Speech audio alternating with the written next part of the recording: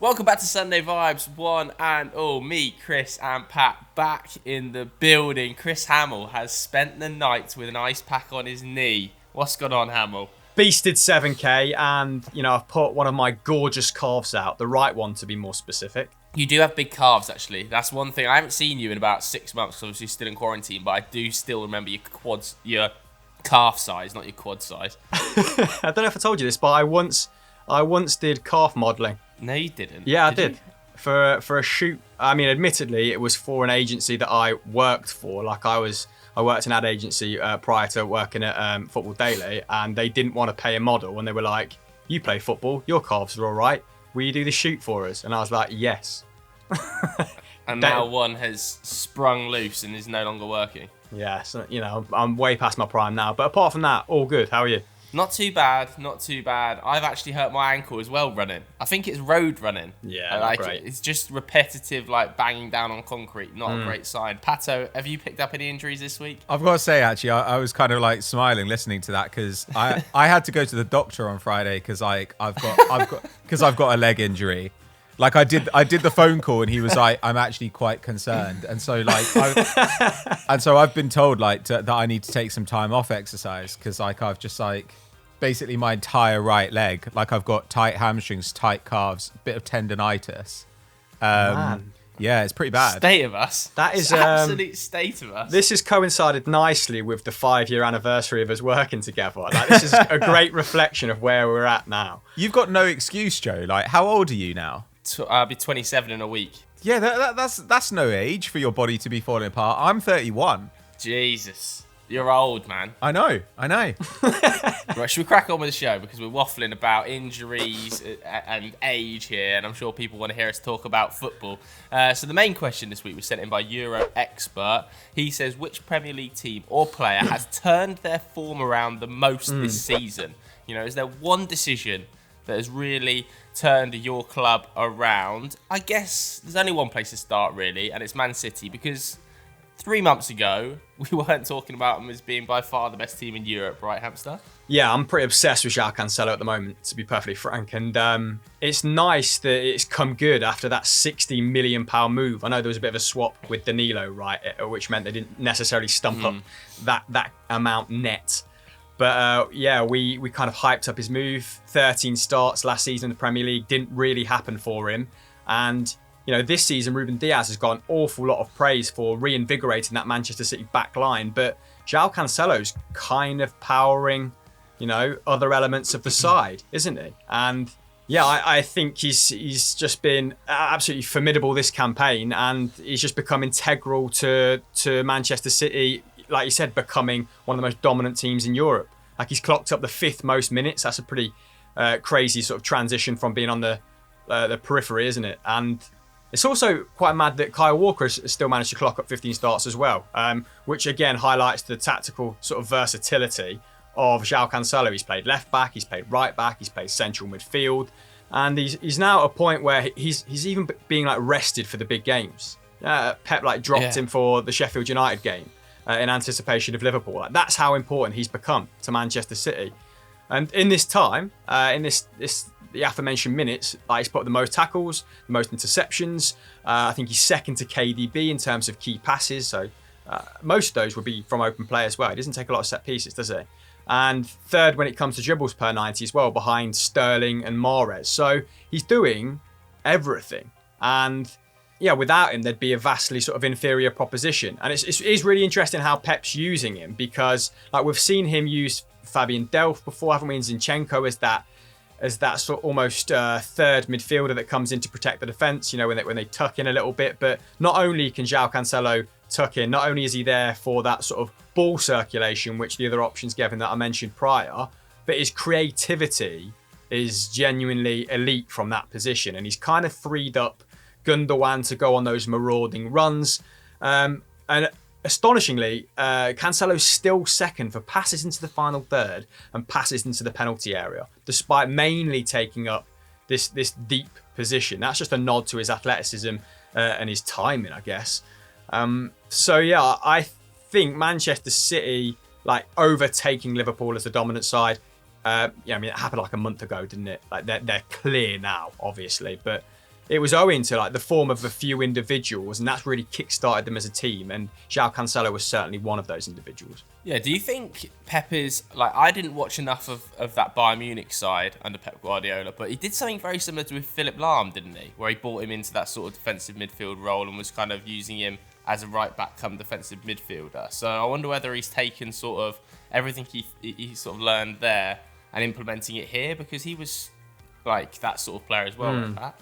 I think that Cancelo is more attack minded. Like, I think that he's quite often playing the pass before the assist, which I don't remember Lahm doing as much. Like, I felt like Lahm played like a more conventional midfielder, if that makes sense. But yeah, I mean, like, obviously that laid the groundwork for this particular thing. I actually think that one of the things about this City side that's made them so successful is they're just more conservative than they used to be.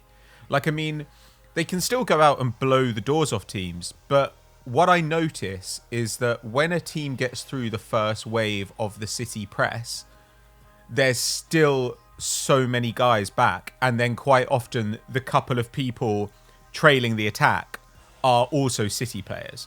So like whenever you see a team like break through, they're normally facing 3 or 4 people. And normally there are another couple of guys like getting back into position as well. And I think this idea of like, we're not actually going to try and just like have everyone sit in the final third and pick our way through has made them a slightly less exciting attacking side than they've been in previous years, but an absolutely dominant defensive side. Like they have the best defense in Europe. You just cannot get through them at the moment. And it means that now not only are they the dominant side in the Premier League, but they are the best side in Europe by a long, long way. Like I don't really see a team in Europe this season that I think is particularly good, and I certainly don't think there's anyone near City's level. I mean, like you look at a side like Bayern, and Bayern are like not fit to lace City's boots this season, really. So like I think that, you know, they're now overwhelming favourites for the Champions League. Yeah, I think I agree with Cancelo. I think the decision that's really turned it around for them is pushing Ilkay Gundogan a little bit higher up the pitch, into almost a 10. I don't want to call him like a false 9 because he's not really, is he? Because he interchanges, but getting him inside the box, I think that's probably been the decision that's been most glaring for me in City's turnaround. I think he's scored something like, or been involved in 13 goals since the middle of December, and he was not classically, obviously he scored goals historically, but not classically sort of finisher, poacher, arriving in the box late, and some of his movement in the box is genuinely like watching a number 9. So I don't know where Pep got the idea to shift Gundogan a little bit further forward from, because obviously I felt like the turning point for City really drastically was that 30-minute spell against Chelsea at Stamford Bridge, where something switched and they just blew Chelsea out of the water in 30 minutes, and it was kind of KDB running the show there. So I don't actually think that his plan originally at the start of the season was to use Gundogan higher up the pitch. I think maybe that's come out of necessity, but yeah, and Gundogan just has an unbelievable football IQ as well, doesn't he? Like he's got players that are just really smart. And just going back to what Pat was saying, like with Manchester City being a bit more conservative, and you mentioning kind of that Chelsea performance there, I think also that defeat to Tottenham made Pep think about like being hit in transition a little bit more. And against Liverpool, we definitely saw them make a point of having more possession, but sort of in the middle third. And again, they started to, rather than trying to progress the ball like quickly, vertically, we sort of saw them retain possession for a little bit longer, be more patient when it came to lulling teams out, when it came to, you know, sort of switching the ball, circulating it around that sort of front 3, front 5. And I think it worked really, really well. So yeah, we're seeing a more patient Man City. We're seeing probably a bit more of a more varied, like I said, particularly with the introduction of Gundogan in the box. There was a moment yesterday against Gladbach when he headed it down for Phil Foden, right? And it was within the space of like 4 or 5 yards. And I think that just personified like how good he is in the box. Just these little touches, just the technique is unreal. But it'll be interesting to see what he does with Gundogan when Aguero returns, right? yeah. I mean, he probably just drops him back into like a classic Gundogan position, right? And I don't think Aguero, I don't think he'll ever be at that level he has been for City again, where he's playing every minute of every game, to be honest with you. He's probably going to leave in the summer, right? So I'm not sure they'll put that much energy into Aguero playing every minute of every game. I think they'll keep him for like the big moments in the big games. Potentially even use him as like an impact sub throughout the season in the smaller matches, just to save him up for those like defining moments. Is there any other teams then that we can point to key moments or key players maybe that have turned their season around? I'm thinking maybe West Ham, Pat? Yeah, I mean, West Ham, I guess I don't really look at West Ham and think like, oh, it's a key player or something. Like, it just seems like the team has really progressed as a whole and kind of learnt the way that Moyes wants to play, and Moyes has now got the talent to play the way that he wants to. I mean, obviously, the improvement on last season is so enormous. Like, last season they were 16th. I think they were 5 points above the relegation zone.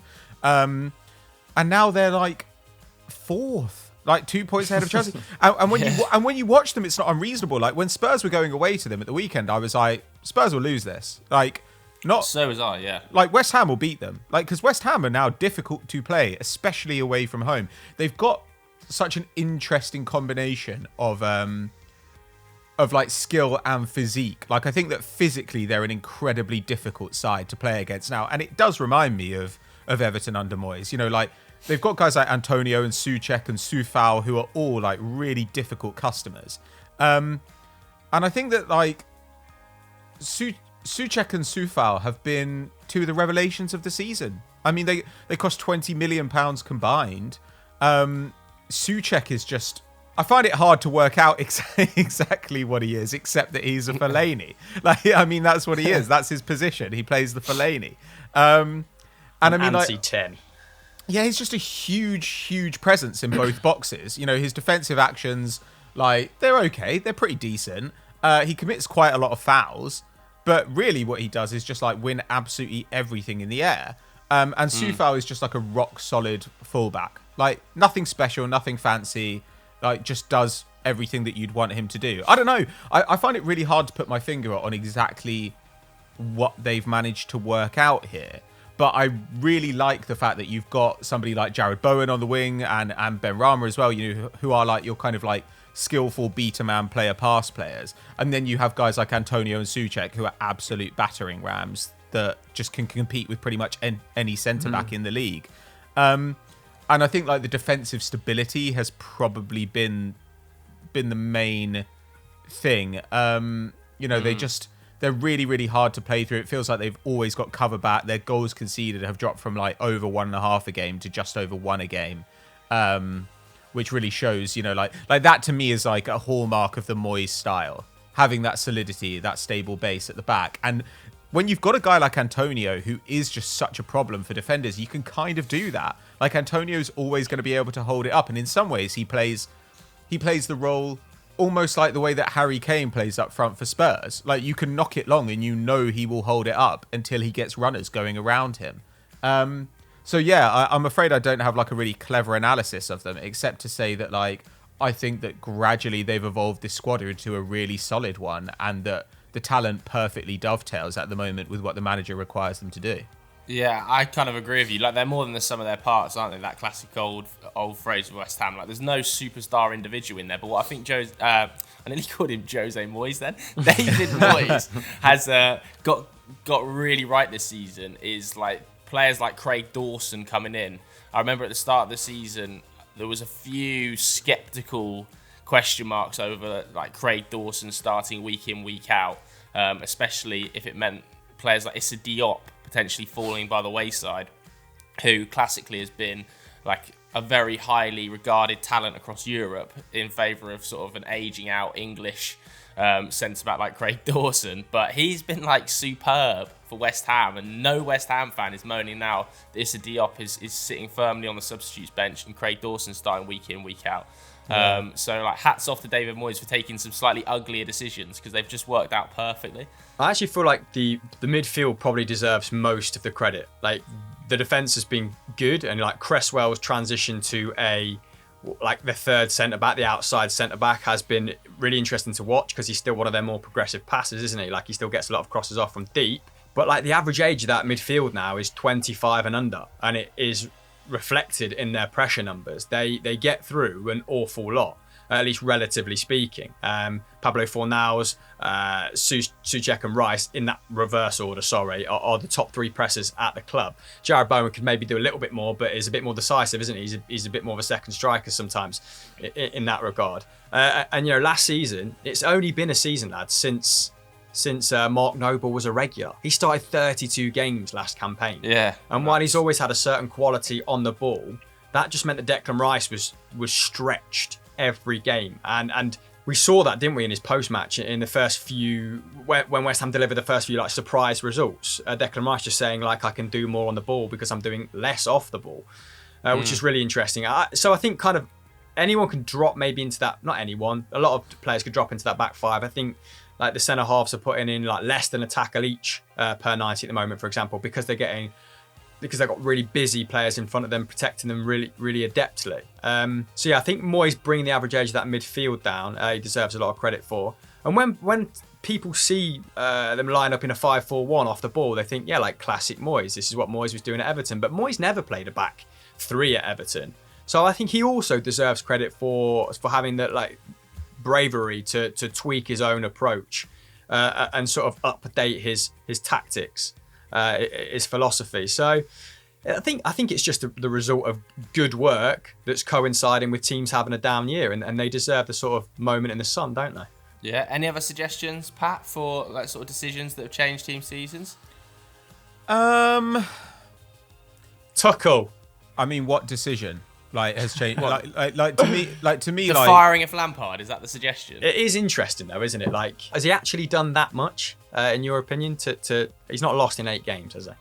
Yeah, I mean, he's had a pretty easy run. To be honest with you, I do think. Going away to Atletico was a big result midweek, though. That was a big result. It was, but I also thought they basically did nothing, and it could have just ended 0-0. And I thought Atleti were just god awful, to be honest with you. It's not that I don't give them credit, and obviously how bad a team is, how good you are plays a part in that. But I do just think that Atleti were really, really conservative and not very good at all. I think that starting Suarez, I get that Suarez has been has been an amazing goal scorer for them this season, but he destabilises them out of possession because he just can't run anymore. All right, question then, Pat. Do you think that they find themselves, in a favourable position in the last 16 in the Champions League and just 2 points behind West Ham in 5th had they not sacked Lampard and hired Tuchel? I know that's hard to answer, but as he did arrest the slump still. Oh yeah, I still think it was worth doing. I mean, I don't really know because I don't really know if people had downed tools under Lampard, right? But they were pretty decent for most of the season under Lampard. They had periods of bad results, but when you look at their underlying numbers, they were fine. And when I look at this run of fixtures, that includes Sheffield United and Newcastle and the Southampton on the ropes, and even going away to Spurs, which right now it's not the worst time to do that. I look at those results and I think I could see Lampard getting very similar results here. I mean, I will say the defense has obviously really improved, though I think that's partially a function of Chelsea just keeping the ball relentlessly. They're really hard to get off the ball now. And what's interesting is the way he's changing players. So by having Hudson-Odoi play a bit deeper, he's enabling him to often build up a head of steam and use that incredible ability to carry the ball into the box, for which he is the best player in Europe right now by quite a long way. Carrying the ball into the box, a long way. I think it's him, then a big drop, then Messi. That must be a small sample size for Hudson-Odoi though, right? It is a relatively small sample size, but I think even if you go back to last season, it was also something that he was excelling at. And then, someone like Mason Mount. Mason Mount has notionally been an attacking midfielder, but has never really passed very much. You've never really seen him create much with passing. The way he tends to create is by making third man runs. Suddenly Tuchel comes in and he's passing and creating. He's got the ability. It's just that it wasn't really what Lampard wanted him to do. So it's interesting to see how that stuff is going to work. I'm still not really sure what the best front line for Chelsea is going to be, but they've got so much talent that they can afford to mix and match. I think they're going to get better and better, and I think it's been a good start, but I'm kind of loath to say oh wow, they've made this decision which has completely changed everything, because I think they've had an easy run and I would have expected them to get these results pretty much, except for the Atleti one. And the Atleti one, I think everyone's excitement about it is mostly based on how difficult it's been to beat Atleti away in the last few seasons. I think in that particular game, you'd kind of expect Chelsea to come out on top. And if they'd drawn, no one would be saying it was such an amazing result, even though a draw was probably a fair result. We did a live stream, me, Joe, and Obba, and we were debating like what Chelsea, if they brought Haaland in, what Chelsea's front line should look like and who should depart. And to be honest, we were talking a lot of because we were thinking of it there and then, right? So we sort of chopped and changed our opinion pretty readily. Joe, have you thought any more about it? And like Pat, if Haaland was to come in, what players would you sacrifice and how would you line them up? I just don't understand the pursuit of Haaland. Like I watched a video yesterday of David Ornstein explaining that he's going to be their number one target in the summer, and they're desperate to get it over the line. And I kind of thought to myself, it's as if they didn't sign £240 million worth of attacking talent like last summer. Like we said it on the stream, I understand that probably Giroud goes out, he comes in, it maybe moves Tammy to the bench, and it allows him to play Haaland through the middle, and if you can get Haaland, you get Haaland. So that's not necessarily my biggest issue. I think my biggest issue with it is probably like, how does he fit Haaland, Werner, Hudson-Odoi, Havertz, Ziyech, Mount, like all into the same attacking line? And like a lot of people's answer in the stream was this sort of 4-2-3-1, Mount as one of the two deep-lying central midfielders, and it was genuinely like people were playing FIFA career mode, and you could just stick players in. There's no balance to that team. There's no balance. I still don't think you can play Mount and Havertz in the same side. A lot of the suggestions were sort of made with like under the assumption that like Kante would rediscover his peak form as well, and that he would just bring that defensive balance to like a 4-2-4 or whatever. But Pat, what would you think then, just like off the top of your head? Like, how would you line up with Haaland in the side? I mean, firstly, I don't think I'd go for him. Like, if I were Chelsea, like if I have that money to spend, I go for a midfielder. Like, I go for like the heir to Conte. Like, that's so much more important for this side. Yeah, I don't know. I just think it's kind of silly. I imagine that if they brought in Haaland, they would have to sell. They'd probably look to sell Tammy, I imagine, and I think that Tammy, whether they get enough to want to sell, I don't know. But like, Tammy's like a Champions League quality striker. Like they've got so many assets that I guess they can afford to like let some of them go. They could sell Ziyech, they could sell Tammy, and then they've kind of got a smaller core that they can work with. And of course they have a lot of fixtures next season. Plus everyone's still going to be dealing with the physical fallout of these last two campaigns, plus the Euros in the summer, plus an upcoming World Cup. So having a slightly large squad next season would not necessarily be a disaster, you know.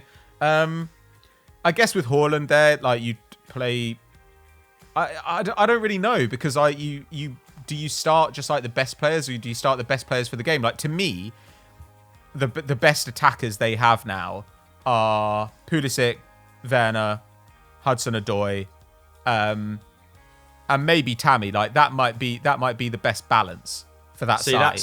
That's interesting, because I said, and I don't know how we arrived at this particular juncture, but obviously Pulisic has played, when he has been given minutes, an awful lot on the left. But it looks like that, you know, in order to maximise Werner as an asset, they're gonna play him off the left with maybe a more traditional number 9, which means, you know, hypothetically at least, that Pulisic might have to be moved out to the right. And when we got into a conversation about who would you rather keep between Pulisic and Hudson-Odoi, I still said Pulisic, even though I'm not quite sure why. In my head, I still think he maybe has a higher ceiling, but it is a much more... it's a more difficult point to address now. Hudson-Odoi is being used so effectively. But like, is his future Chelsea career, does it lie at right wing back? I'm still not convinced. Like, out of those two players, who would you let go? I wouldn't let either of them go. I'd sell almost anyone to keep those two guys.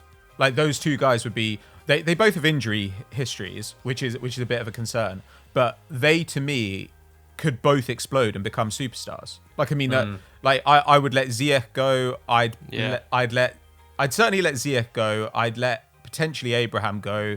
I'd potentially let Mount go. Like, I'm not saying they should do this, but I'm saying that I would let all those people go before I sold either Hudson-Odoi or Pulisic. Like, I think Hudson-Odoi is a special talent, and so is Pulisic.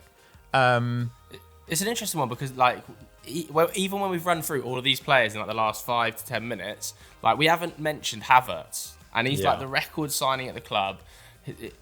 His best position is probably in that 10 role, or maybe as a false 9. I don't think he's going to be playing as deep as an 8.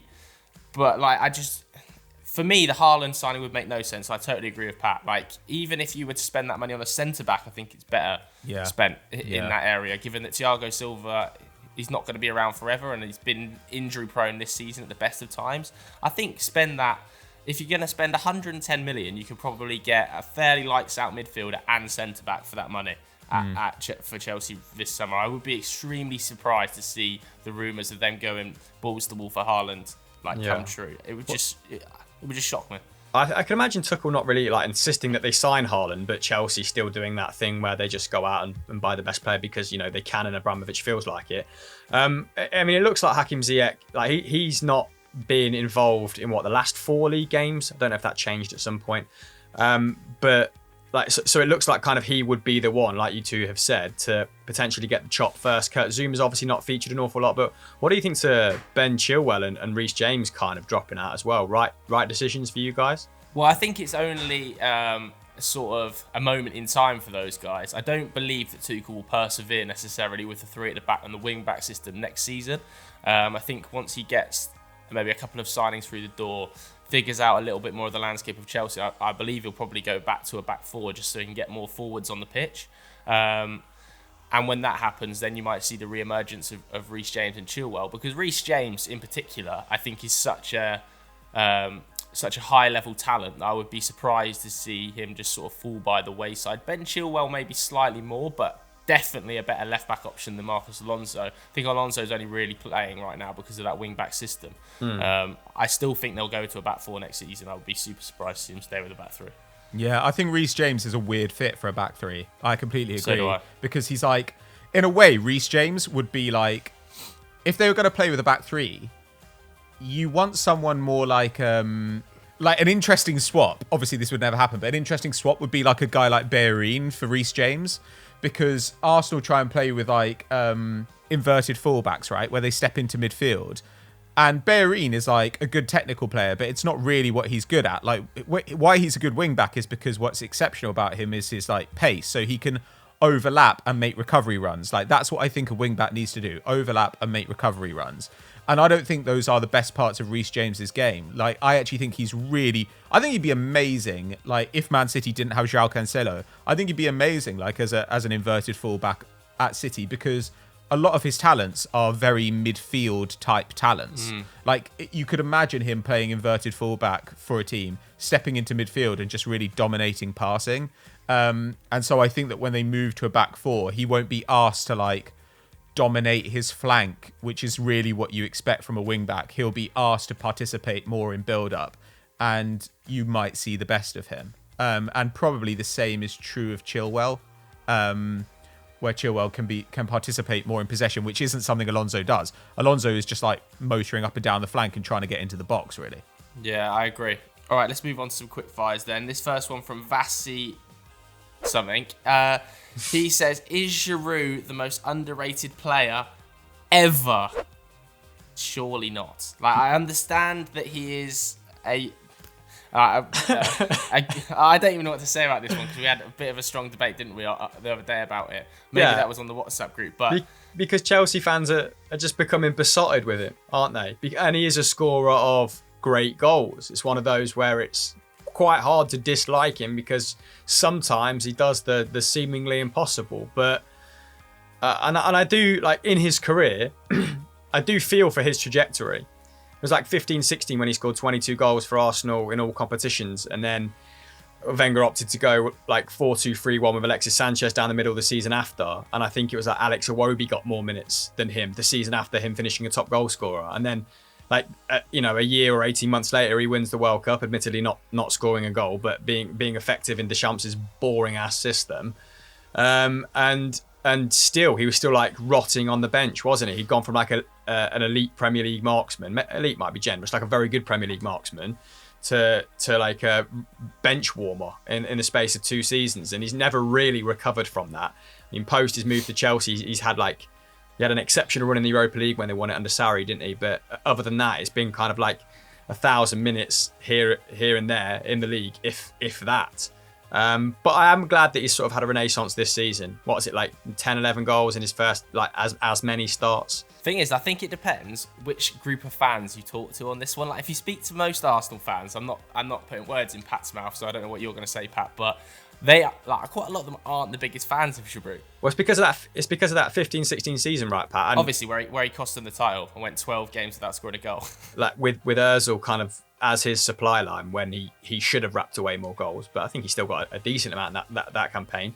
Maybe things just balanced themselves out from like a really, really hot first half, but yeah, I think he's aged well, and that sits well with me. I like that. I enjoy that. But to call him the most underrated player ever, like Vass is off his head here. I mean, Giroud's not that underrated. He's a criminal, is what he is. Like, I mean, the 2015-16 season, like, he genuinely cost Arsenal like a really good run at the title. He was good in the first half of the season, but he was just like finishing at a normal rate. The second half of the season, with two of the best creators in Europe around him, he was like absolutely worthless.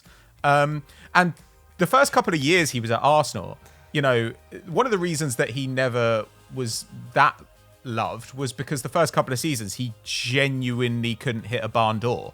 Like, Arsene Wenger was like, I had to teach him how to be a striker again.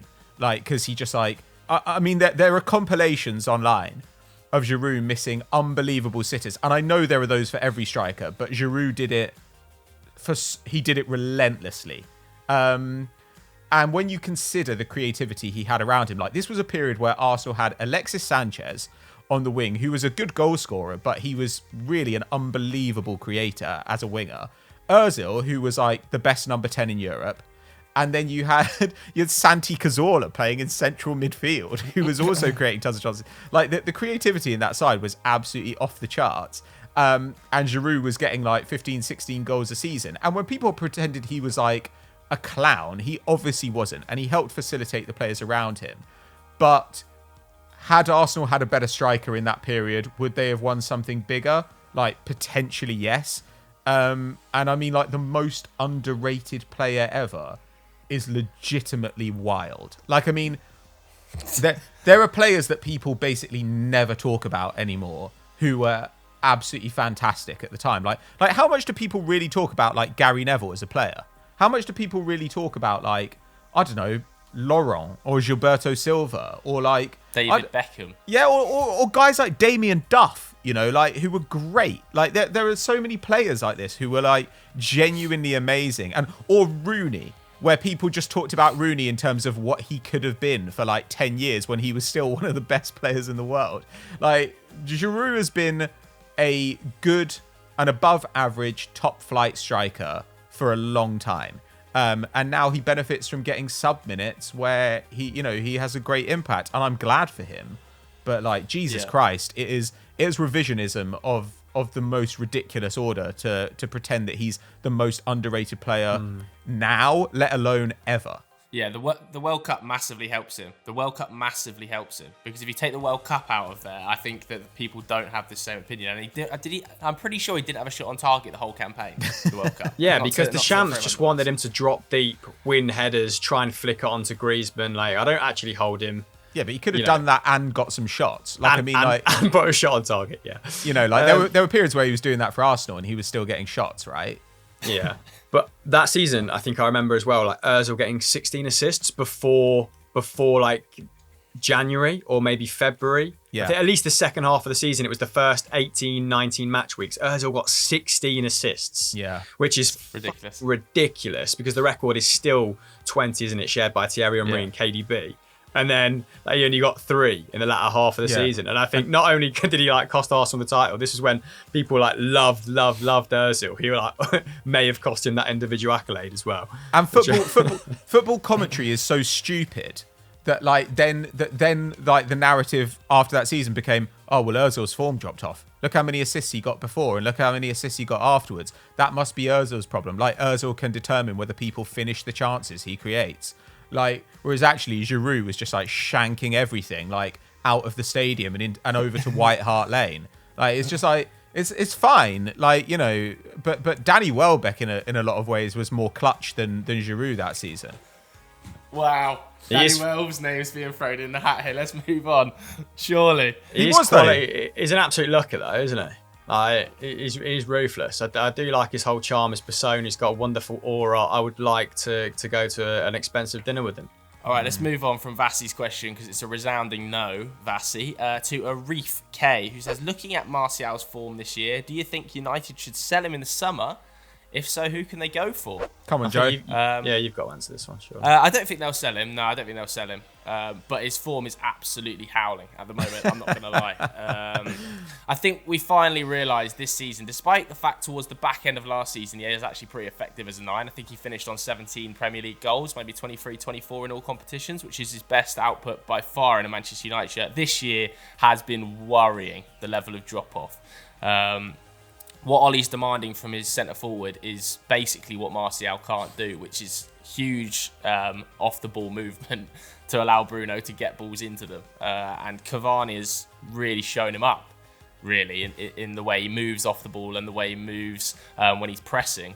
Two things Martial just doesn't fancy, really. In and around the box, Martial, his movement is just poor. There's no desire to get across the front post, no desire to get to the back post when the winger gets to the byline. And that's probably seen him moved more towards that left wing role. And the problem there is that Rashford's just better. So what Martial is effectively now becoming is Marcus Rashford's backup. I don't think United will sell him. They'll try and keep him in there because he is at least versatile. He can play in a couple of different positions. But United in the summer, I think, are going to go for a lights-out striker. Be probably their number one priority, alongside a centre-back. And it'll be a number 9 that just wants to play in the box. I don't think we'll be able to get Haaland, to be honest with you. But he would be class for United. That's the type of striker Ollie wants. It is a player that's going to just sit in the 18-yard box and finish chances. Because the movement from like Cavani really highlights how important that is for United. But Cavani is just not going to be able to put together 40 games a season because of his age. Yeah. And you're going to kill Bruno Fernandes if he has to keep doing what he's doing at the moment. You're actually going to kill him. Like Bruno's going to finish on this season on probably 20 Premier League goals, 15 Premier League assists. And like the second most, or even the first most pressures in your side. It's ridiculous what he's doing, like his all-round game. Yeah, so effectively they need somebody in the box that's just going to sit there, move loads across that front post. Basically a younger version of Cavani. I don't think Haaland is going to join Manchester United. I think it's far more likely he'll go to Manchester City. But that's who they'll look for, and I don't think they'll try and sell Martial. I don't know whether you two have got any opinions on that as well. Who would you get if you couldn't get Haaland? Like, I mean, who are the like there are guys of a similar type like Luka Jovic, but I just think United will be like, oh no, like he failed at Real Madrid. Like I literally don't know who you would go for if you can't get Haaland. Oh, it's tough, isn't it? You've been linked a little bit with Andre Silva, like by more kind of it's not gonna in the know people. That'd be great, but United aren't going to do it, right? Yeah, that's not gonna happen. I think Ollie is going to be desperate for Erling Haaland. Like he'll be his number one target, number one priority, I'm sure. But the issue is probably going to come down to the fact that they'll be competing, like I said, against maybe Man City, maybe Real Madrid. Because I think this is probably actually the summer Haaland leaves. I think Dortmund are in a bit of a financial spiral and are probably quite aware that they can get double the money they will this summer to next summer. Who would you rather have, Sancho or Haaland from Dortmund? Haaland at the moment, just because I think that's Man United's bigger issue. A striker to a right winger, I think that's probably changed over the last 8 or 9 months. I would have said Sancho last season because of the gaping hole on the right, but now it's literally like a void at centre forward when Cavani doesn't play. So probably Haaland, but I wouldn't say no to either of them. But I think it's quite likely he leaves this summer, and I think Ollie is going to try and pull out all the stops to get him, but it's just not going to happen. And they'll end up probably with I honestly don't know who else is even out there. Like I was trying to rack my brains about this the other day, and I couldn't think of a single name to come up with that could fill those sort of boots. But United are also going to be desperate for a centre-back. Let's not forget that. Like the chat is still about Jules Koundé, isn't it, from Sevilla, £68 million buyout clause. United are not going to be able to pay, very clearly not going to be able to buy Koundé at £70 million or £68 million and Haaland. It's not going to happen in this kind of market. It's going to be one or the other. And it's probably going to end up being like a player like Koundé, I think, because Haaland's going to go City. It's mad that since Pogba came in, which was 16, 17, right, that you've had Lukaku, you've had Memphis Depay, and who else not really work? I suppose Martial can kind of go on that list. Like these attacking players that haven't really worked. I'm just using like Pogba's transfer as a kind of weird benchmark in my head. But you've got for a lot of attacking talent that's become elite since, haven't you? Depay was kind of before that, right? Depay was. That was Van definitely Gaal, before right? that. Yeah. Yeah. And I think like Depay might well have left before Pogba joined. Yeah, probably. Or the same season. Summer. Yeah, something like that. But either way, I just think that Martial will still be there. We'll try and sign a centre-back and a striker. And like right wing, probably falling down the pecking order now that Greenwood signed his new contract, to be honest with you. Should we move on to personal questions? Sure. Okay. Rank all the components of a full English in order from Jack Joe 171. Great question. Do we have consensus on what the elements are? Because there's debate to be had. What if you went traditional Weatherspoons? I don't think I've ever had a full English at Weatherspoons. Worth. I've only ever had What do you mean? jugs of alcohol at Weatherspoons. All right, Legend. so let's guarantee toast, eggs, Yeah, of course. Toast is so good. bacon, sausage, beans. Are we going black pudding? Yeah. Black pudding, black pudding mushrooms. and a hash brown. I'd say mushrooms for sure as well, and some form of tomato, whether that's like a grilled one or tinned. If there's that tomato is by far the bottom element. Yeah, tomato can go in the bin, so we'll put tomato rank 9. I don't agree with that because The tomato's there to throw at the chef.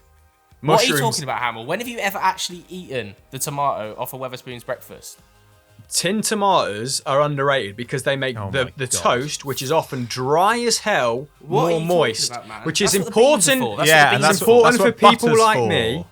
It's important for people like me who have dry mouths. I respect the moisture that tinned tomatoes bring to the table. I think the mushrooms are always the worst. They look like they've just been picked off a tree and thrown on a plate, still covered in mud. I would have mushrooms close to the bottom, but tomato firmly bottom. Like, it's just a big grilled tomato. It's crap. Hard agreement. I'm totally happy with those two as the bottom elements. Like tomato, bottom. Okay. Mushroom. Like I like mushrooms, but they're never good on a full English. They're just never good. All right, I'm gonna throw the fried egg in potentially next. What?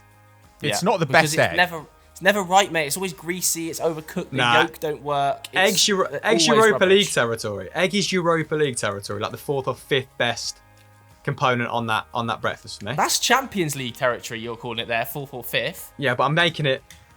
Joe's right though. smaller. If it's fried, like you do just think, why isn't this scrambled or poached? You can ask for it scrambled though. Let's just say eggs of any variety. Yeah, because I think eggs. That moves it up the chain then. I think eggs are really highly ranking here. Like, but yeah, when I get a fried egg, I'm like. So what are we going next? Toast potentially. Toast is usually quite bland, isn't it? Yeah, but I'd be happy to put that there.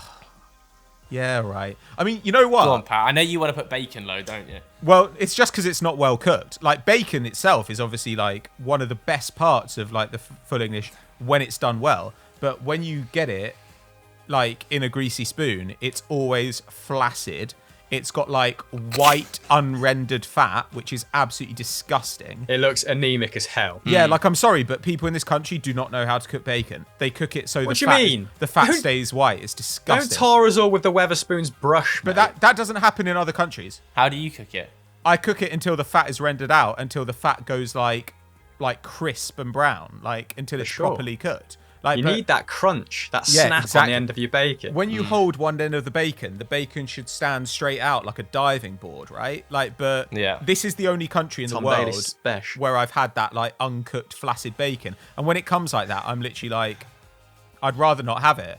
Yeah, at Spoons, it does look like it's been boiled. To be fair. Yeah, it's no good. I mean, That's such a good shout. It might be easier to go like top because like I think like first place, sausage up there. 100%. 100%, yeah. Sausage is first, 100%. It's so hard to fuck up a sausage. They're like the Royal Marine of this breakfast. Like you can do whatever with them, and they're still going to be good. Like even the cheap sausages that are like 93% wheat are still good. We haven't spoken about the beans. I don't tend to get the beans, but I like beans, but I'm not. What do you mean? You can't not have baked beans on a full English. No, I just don't really eat beans anymore. That's sickening. I like them. I've always liked beans, but like, you know, like whatever. And I feel like they impart too much chaos to the full English. You know, where like if you've got scrambled eggs and you've got like beans and stuff, there are just like liquids rolling around the plate. Like it's like being on board a ship in a storm where you're like, oh Jesus Christ, like I'm just being like washed from side to side. And you've got to use, as Alan Partridge said, you've got to use the sausage as a breakwater between like the tomato and the egg. Like I'm not into it. I don't want tomato getting near my egg. My top 3 would be the sausage, then a scrambled egg, and then potentially a bean. 2 out of 3. 2 out of 3. I would go sausage, bacon, scrambled egg. Oh, woof. If the bacon's good, I agree with that top 3. But if the bacon's not good, sometimes the toast goes up there. Sometimes a potato element can be good. No, come on. Rochelle. Hash browns, Hash. so poor. Sometimes They're always so poor. Yeah, but sometimes you don't get hash browns, man. Sometimes you get home fries or you get chips, and then I'm Mate, like, yes. A hash brown from like McDonald's feels so good when you're eating it, and then 5 minutes later you've just got a fucking, like boil on your face from the sheer amount of grease that's lapped up against your lip. I think we've got to throw black pudding in at the bottom. Like we forgot about that. Yeah, black Quite pudding. low Low, Universally, low, unless it's low. like some primo farm somewhere. Hard agree. Yeah, absolutely. Hard agree. big Definitely. agreement. Yeah, why don't you guys let us know at home your top 3 like full English items below. I mean, it is. I've got to revise my, like, if we're not talking anemic bacon, you're absolutely right in bacon being up there, particularly if it's got some form of like syrup on it. Any or sort something. of rigidity, mate. Any sort of rigidity, but Yeah. no syrup is going anywhere near my full English. Yeah, I agree with that. Keep the syrup I'm for the just thinking- pancakes. Take that back to New York. Yeah, like get the ketchup on there. Like I'm not having anything to do with syrup on my full English. Yeah, not on a full English. Come on, I'm not a savage. But yeah, all that's right. good. Great question. All right, let's finish it there then. Pat, what was on the podcast this week? Chris Hamill was on the podcast this week. We talked about some of the upsets over the weekend around Europe because basically everyone's significant lost except for Man City. And then we had a little bit of a quick retrospective on like the 5 years of that we've all been working together on Football Daily. You weren't invited, but we did actually say nice things about you. Yeah, thanks very much for the invite, boys. You're welcome. Yeah, we should actually Never mind. probably open up on it because a lot of people. We only did it quickly at the end, didn't we? To be fair, Pat, a lot of people were just like, "Can you do a singular episode on that?" Yeah, I mean, I just don't know what we'd say. We'd just be like, yeah, we're just all fucking old now.